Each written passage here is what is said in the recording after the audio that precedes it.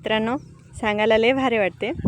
आपण जो प्रोजेक्ट राबवावं लागले सेट्रीज कार्बन प्रोजेक्ट आहे आणि आज 24 ऑक्टोबर 2026 आज आम्ही हे झाडाचं फ्लॉटवर आले आणि हे शेतकऱ्याने तरी अति चांगल्या पद्धतीने झाड लावलेले आणि हे सगळं खडकाळ जमीन होतं, पडलेलं जमीन होतं. मग त्याच्याने चांगल्या पद्धतीने खत नियोजन करून सगळं ड्रिप इरिगेशन करून सगळ्या पद्धतीने लावले. आणि आज आम्ही इथं झाड लावायला आलो होतो. आज काहीतरी सकाळपासून 1300 झाडं लावलं आहे. पण आता हे शेतकरी लय खुश आहे आणि अजून परत आज 2-3 शेतकरी तयार झाले नवीन प्लॉट लावायला. सांगण्याचे उद्देश हेच आहे की माझं आपल्या लाईफमध्ये काय करतो काय नाही करतो ते काही मॅटर पडत नाही, पण आपण राहताना काय चांगलं काम करतो त्याला मॅटर पडते. आणि आपल्यामुळे आपल्या भविष्याला आपल्या मुलांना बाळांना काय फायदे होते ते पण मॅटर पडते. आणि झाड लावणं म्हणजे एक जीवन जगवणं. आता यांनी काहीतरी 540 झाडं लावलेले, पण आता यांनी 500 जीव जगवतात आणि ह्याच्यामार्फत त्यांनी फ्युचरमध्ये यांना भरपूर फायदे पण मिळते.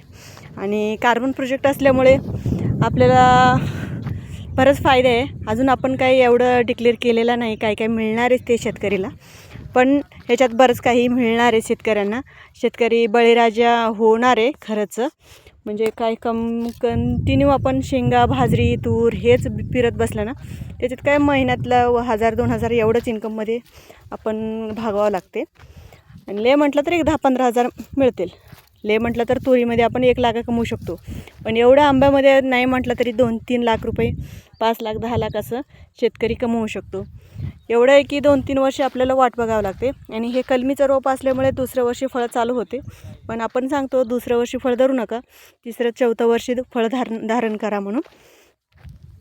आणि आज लय भारी वाटायला लागले. शेतकरी जमले, महिला जमलत आणि आपल्या CRP मॅडम आहे कडनाळची, बरेच गटवाले. आणि अजून एक म्हणजे इथं नवीन उत्पादन गट तयार होत आहे आणि ते उत्पादन गटातल्या महिला पण येत आहे. आणि आम्ही याला वाट बघायला लागले अजून थोडं लोक येतील म्हणून. आणि अजून 2-3 प्लॉटला व्हिजिट द्यायची. आणि तुमच्या प्लॉटवर तुम्ही कधी बोलवतात आणि तुम्ही झाड कधी लावतात हे आमच्या